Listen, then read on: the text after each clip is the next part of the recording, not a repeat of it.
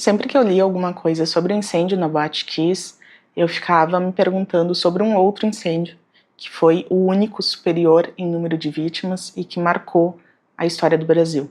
Eu estou falando do incêndio do Gran Circo norte-americano, que aconteceu nos anos 60, em Niterói, e esse meu interesse jornalístico me fez descobrir este livro-reportagem, O Espetáculo Mais Triste da Terra, sobre o qual a gente conversa agora. Olá, você está no Inventário da Leitura, meu nome é Gessiele Lordes, eu sou jornalista e esse é mais um vídeo do projeto Jornalismo Literário. Essa foi a minha primeira leitura do gênero em 2026. Este livro aqui, então, O Espetáculo Mais Triste da Terra, foi escrito pelo Mauro Ventura, um jornalista brasileiro, filho do Zuenir Ventura. E o Mauro Ventura, ele tem passagem por grandes veículos da imprensa nacional, como o jornal O Globo, Isto É, Jornal do Brasil, e se as informações que eu acessei estão atualizadas, hoje em dia ele é editor em um projeto de fotojornalismo lá no Instituto Moreira Salles. Pois bem, este livro ele resgata um episódio que foi muito trágico, foi terrível para o Brasil, porque foi um incêndio com o maior número de vítimas, foram mais de 500 mortos, e um detalhe que torna tudo ainda mais dramático é que a maioria eram crianças. E o único livro que retrata isso, pelo menos segundo as minhas pesquisas, é este livro-reportagem. Inclusive aqui o jornalista vai falar que muitos dos registros, basicamente todos os registros de polícia, justiça, hospitais, se perderam. Então foi um desafio muito grande para o Mauro escrever este livro, ao mesmo tempo em que isso valoriza ainda mais o seu trabalho, visto que hoje esse livro é a principal fonte acerca deste fato que, embora muito triste, não pode, não deve ser esquecido. Então aqui nesse livro-reportagem a gente tem basicamente um capítulo dedicado a cada aspecto deste acontecimento. Eu senti aqui que o Mauro Ventura ele cerca o fato abordando todos os aspectos que são pertinentes para que a gente entenda o que aconteceu e a dimensão desse episódio, especialmente para aquela época. Se já é triste, já é trágico a gente imaginar um incêndio com mais de 500 vítimas hoje, imaginem nos anos 60. A comunicação era muito mais difícil, toda a organização da sociedade era muito mais precária, porque a gente não tinha tecnologias avançadas, inclusive no tratamento de saúde, né? E sendo esse incêndio único, maior do que o incêndio na Boate Kiss, e até pela natureza do evento, não tem como a gente não ficar comparando as duas obras. Pelo menos foi assim comigo, né? Eu li o livro da Daniela Arbeck sobre a Boate Kiss, uma excelente leitura também, embora pesadíssima, e foi natural que durante a leitura eu ficasse fazendo paralelo entre essas duas obras. E eu acho que o ponto que mais afasta elas é realmente a abordagem. E essa abordagem se justifica por alguns fatores que a gente vai comentar aqui.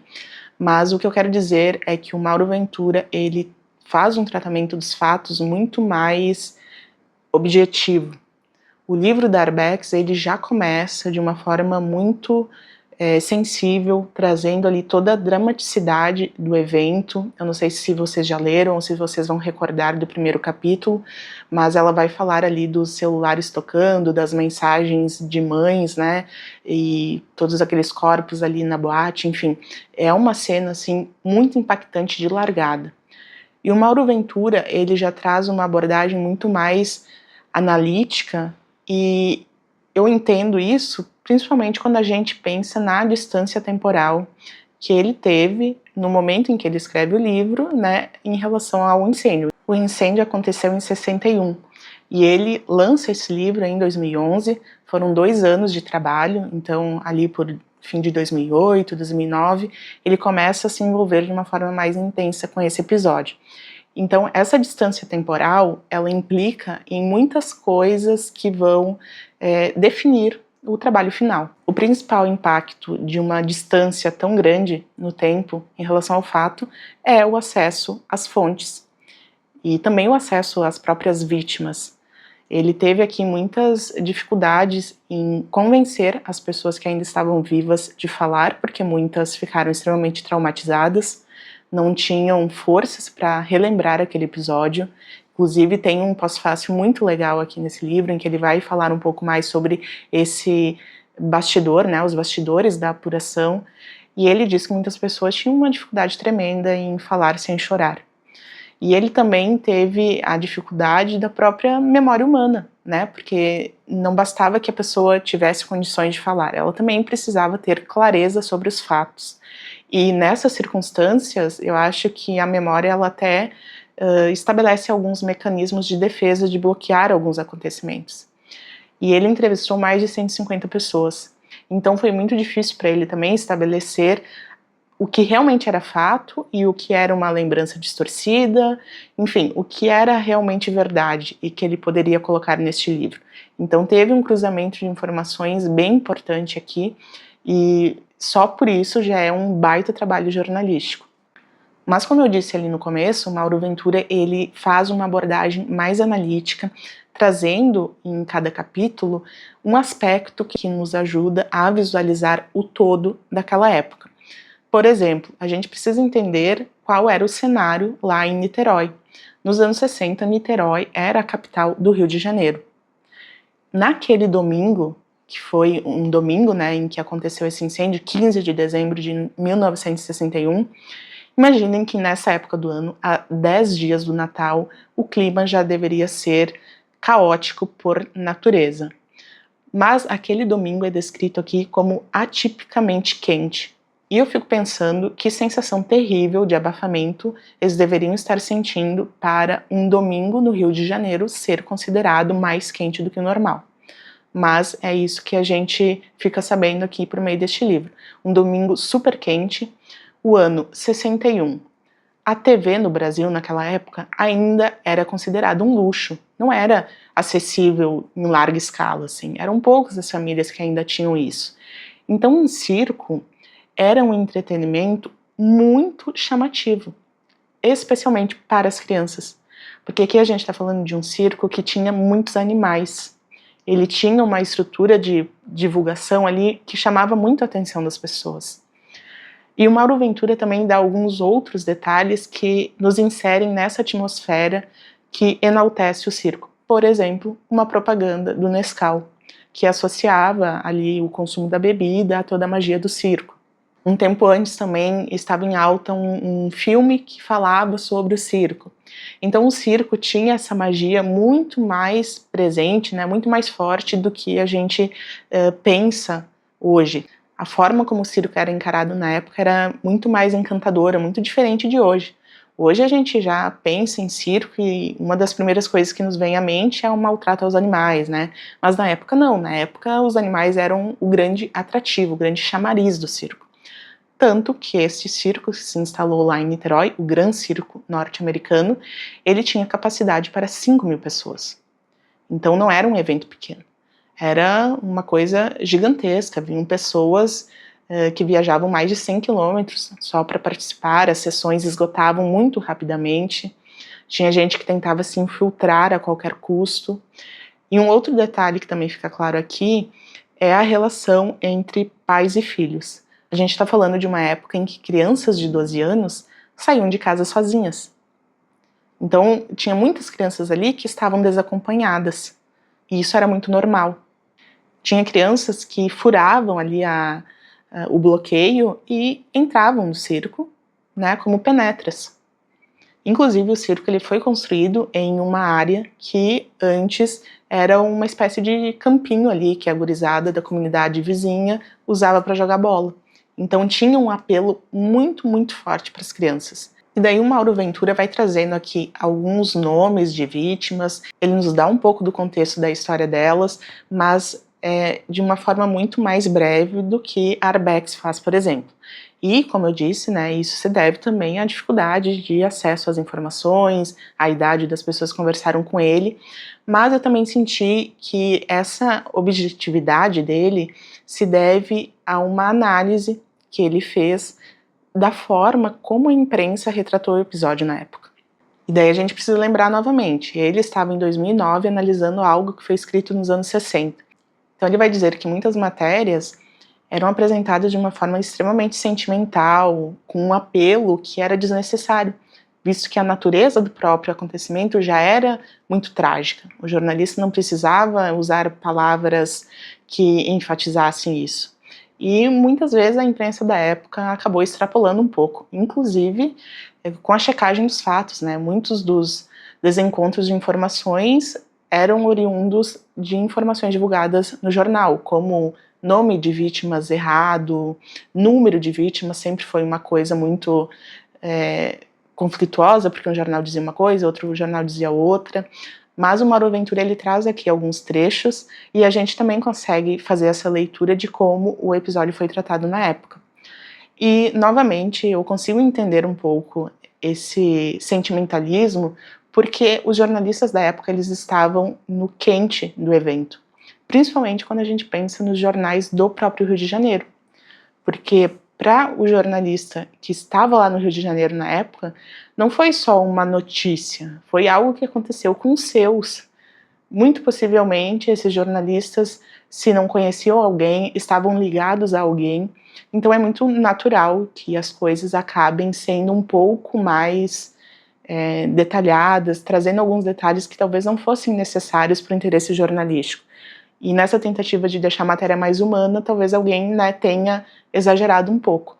Mas, novamente, essa é uma leitura que a gente consegue fazer depois de um tempo. Na época, possivelmente estava dentro ali dos parâmetros aceitáveis. E como o Mauro Ventura não se aprofunda tanto nas histórias das vítimas, ele não gasta tantas páginas para cada uma dessas vítimas, ao contrário, ele vai retomando essa abordagem de alguma história muito comovente, alguém que foi no circo de última hora, ou alguém que já estava com os ingressos e acabou não indo. Então ele vai trazendo isso de uma forma bem espaçada, enquanto ele vai trazendo outros fatos mais práticos da situação.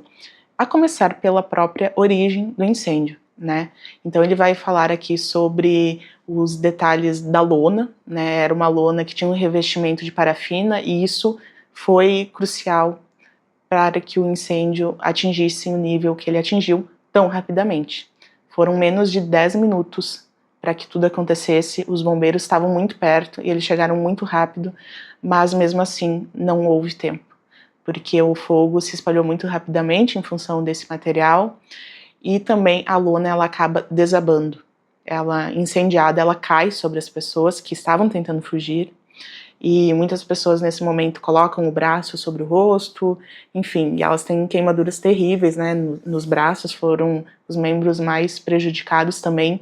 E quando essa lona cai, os bombeiros chegam e veem aquilo, a primeira coisa que eles definem é que a lona não pode ser puxada porque ela já estava grudada na pele, e se puxassem a lona para remover as vítimas, possivelmente a pele delas seria arrancada.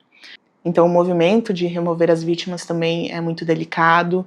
Na verdade, toda a abordagem, né, no tratamento das vítimas de queimadura é extremamente delicada. E aí a gente vai entrar num aspecto que eu acho que foi um dos principais aqui do livro, que foi a atuação da equipe clínica, dos médicos envolvidos nesses casos, né, nesses atendimentos.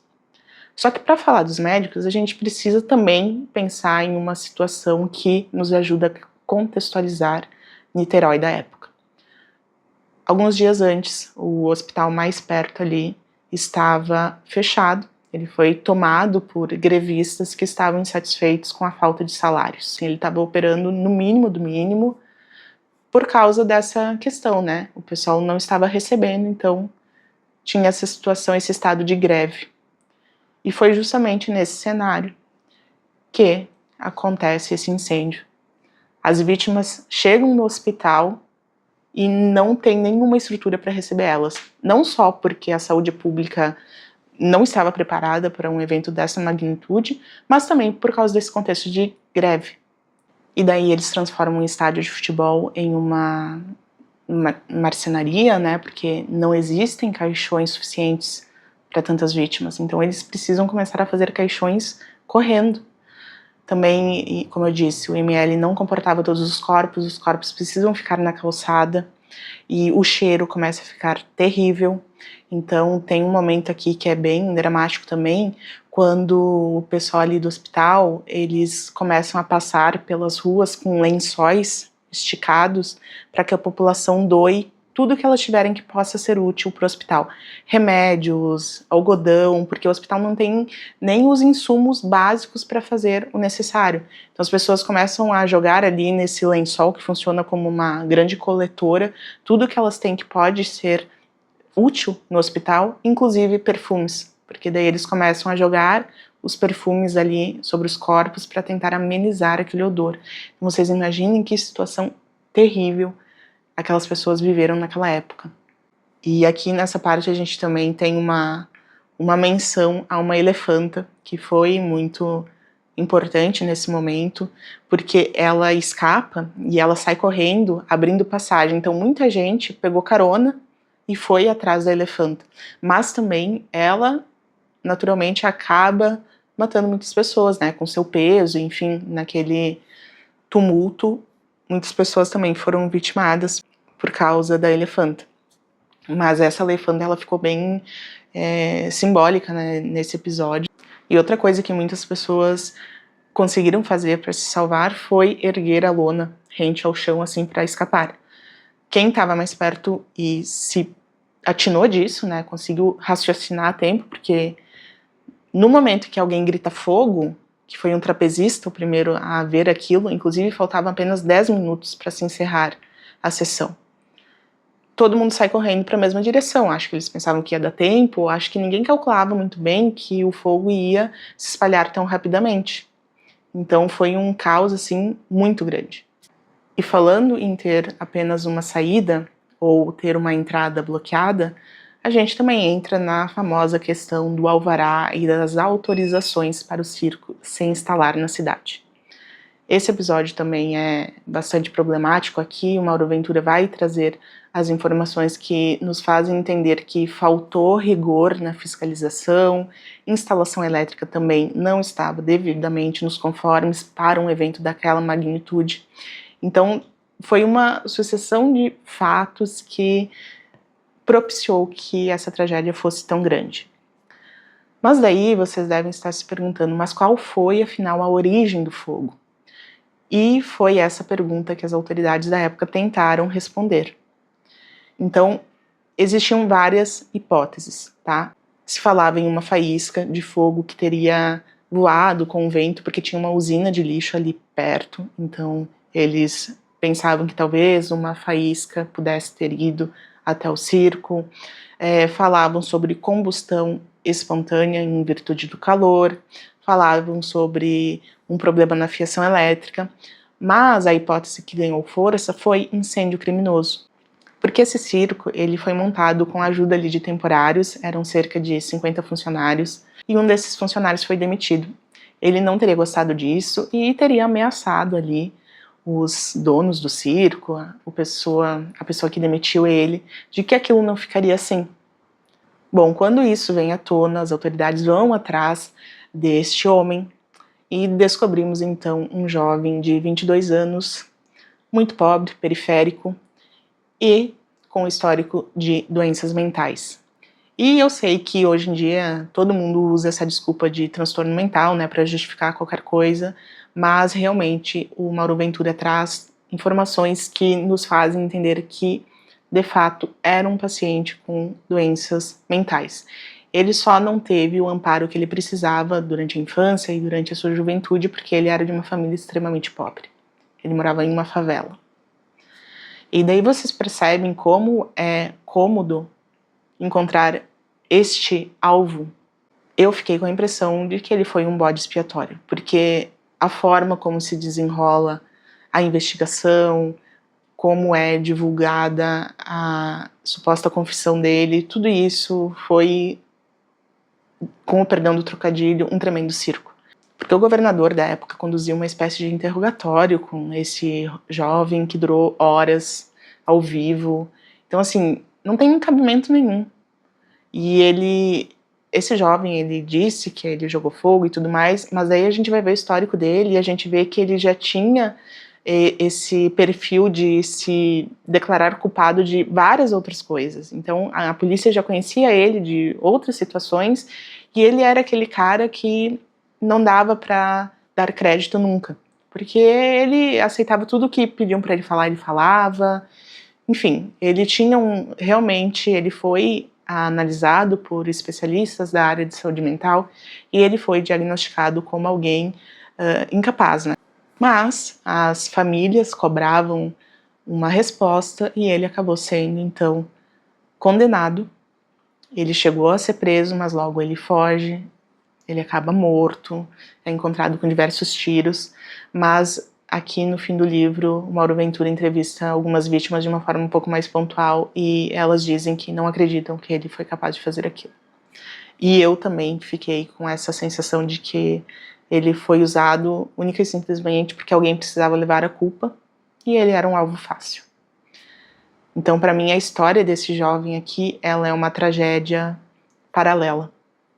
Eu tive a impressão de estar lendo duas tragédias, porque quando o Mauro Ventura se aprofunda mais na história dele, é extremamente triste.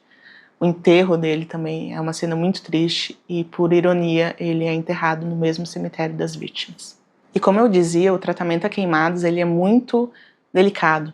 Eu não sei se vocês já viram essas séries que retratam a rotina de hospitais, de profissionais da saúde, mas eu lembro de alguns episódios e é sempre dito, né, que é muito complicado tratar o queimado, porque existe um momento em que o remédio para dor já não adianta muita coisa e ele precisa aguentar realmente enquanto o profissional da saúde está ali tirando a crosta, né, aquela pele que precisa ser removida. E é sempre retratado como algo extremamente doloroso. Daí vocês imaginem vítimas que tiveram mais de 90% do corpo consumido pelas chamas. Queimaduras de 3º grau. Então, esse dia a dia dos profissionais aqui, dos médicos, da equipe clínica, também é retratado aqui e é um outro drama também, porque o próprio tratamento de queimados no Brasil, ele era encarado de uma outra forma. E aqui a gente vai ter uma atuação bem importante do Ivo Pitangui, que foi um cirurgião plástico muito famoso, né? Acredito que todo mundo aí da vida adulta hoje em dia já deva ter escutado falar dele. E ele teve uma atuação muito importante na época, porque ele foi quem sinalizou lá para as autoridades brasileiras que a gente precisava trazer pele para essas vítimas. Então, o Brasil conseguiu, com os Estados Unidos, que eles trouxessem pele humana, para que os médicos brasileiros usassem nas vítimas desse incêndio. Porque o curativo convencional, ele não dava conta de manter a hidratação, os sais minerais na pele queimada. Era necessário que tivesse uma pele humana mesmo em contato. Só que isso nunca tinha sido feito assim numa escala tão grande. Era algo que, pelo que eu entendi, estava meio que em fase de estudo, não era algo consolidado na prática médica. Mas naquele momento eles precisavam tentar isso. Então os Estados Unidos mandam pele de militares, eles tinham um hospital da Marinha, se eu não me engano, então eram soldados, né, que acabaram falecendo e tal, então eles mandam essa pele que é usada nas vítimas aqui do Brasil. Então esse foi um marco bem importante, né, para a medicina, e a própria forma como a comunidade encarava a cirurgia plástica muda com esse episódio, porque até então os médicos que faziam cirurgia plástica, eles meio que omitiam isso, sabe? Não era uma coisa que era explanada assim como as outras áreas da medicina. Ela era vista assim meio de olho de canto, sabe? As pessoas não reconheciam tanto a utilidade clínica, né, curativa que a cirurgia plástica tinha também. E a partir desse episódio, principalmente por meio da atuação ali do Ivo Pitangui, que foi alguém muito importante, mas o livro aqui cita vários outros médicos, essa forma como os brasileiros encaram a cirurgia plástica, ela tem uma nova fase, né? E esse incêndio, ele levantou várias discussões, como, por exemplo, a própria pena de morte. Quando esse jovem, então, ele é acusado, condenado, os formadores de opinião começam a debater novamente a pena de morte, porque né, os julgadores de plantão definem que ele deve ser penalizado não apenas com a prisão. E daí a gente percebe como esse incêndio ele foi impactante também na forma como os outros países viam o Brasil. A gente está falando de uma época em que não existia internet, a TV ainda não era de acesso massivo, assim, mas mobilizou o mundo inteiro. A gente teve médicos vindos da Argentina que tinham centros de referência em tratamentos de queimado, eles vieram para o Brasil para atender ali junto com Ivo Pitangui. O próprio Papa celebrou uma missa, né, em homenagem, em memória das vítimas.